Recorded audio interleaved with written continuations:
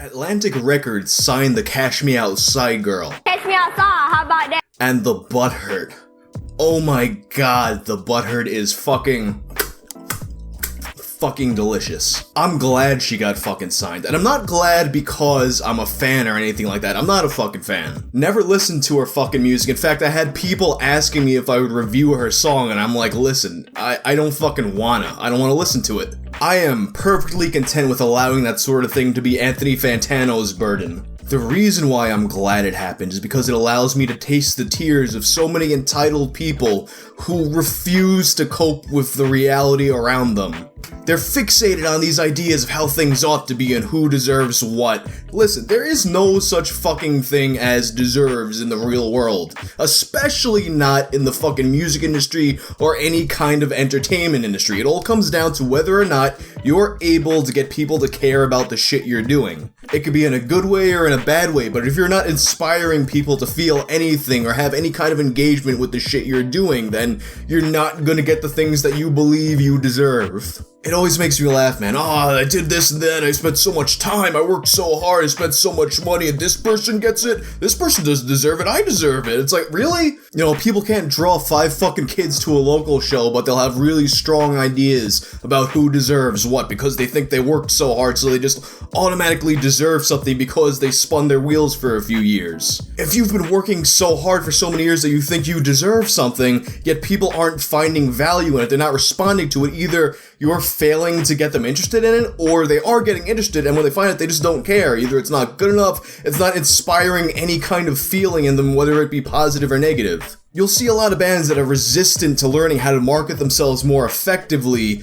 because they think it somehow compromises the purity of their art. Oh, you know, my music is for me, it's just for me. Alright, well, if that's the case, then why do you even care who's getting what, about who deserves what, that you're not getting the exposure that you think you deserve?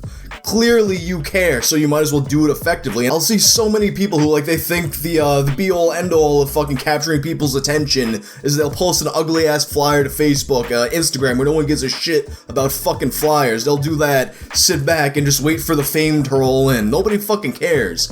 Everybody can make something now. Everybody is making something now. If you have a fucking smartphone, you could be a fucking music producer. There's literally been fucking feature films, I believe award-winning feature films produced on fucking iPhones. Everybody can make something now, so it's really hard work to actually get people's attention. But I think a lot of people who get involved in entertainment, music, anything like that, I think they get involved because they're lazy and they think it's easy. It's not fucking easy. It's a lot of work for nothing a lot of the time. And then you have a lot of people who are, they aren't necessarily like musicians or artists in any kind of way. They just think that, oh, like Atlantic should be putting their money into more talented artists and whatnot. Well, listen, Atlantic is a business. They're not a fucking endowment for the fucking arts. They're gonna put their money in things that are proven to have some kind of reach, to be proven to have some kind of profit, or at least have the potential to make a profit for them. They're not a fucking charity.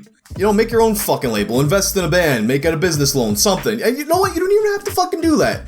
You don't even have to go that far because we have a little something called crowdfunding, Patreon, Kickstarter, GoFundMe. But yet, every time a band tries to do something like that, they get shit on, probably by a lot of the same people who are talking about who deserves what. For some reason, everyone is okay with like pretty much any kind of creative person, a game designer, a filmmaker, a YouTube creator. It's okay for those kinds of people to use crowdfunding so they can work less and spend more time making the things that you like. But when a musician does it, for some reason, it's like the worst, most evil, insidious, cruel thing on the fucking planet for a musician to try some crowdfunding. I guess for some reason there's just this belief that musicians, for whatever reason, specifically musicians, shouldn't make anything for their fucking work. You know, 364 days out of the year, musicians don't fucking deserve anything, but then all of a sudden we get one day where we can pretend like we're fucking geniuses with refined taste because some fucking shitty thoughtlet got a record deal, and all of a sudden every band in the world deserves the fucking sun and the moon, right? If you truly believe that an artist, a musician, whatever, deserves more than what they're getting, your actions are the power behind your idea of deserves. You can buy an album, you can buy merch, you can share their posts, you can fund them and not shit on them when they try to do crowdfunding.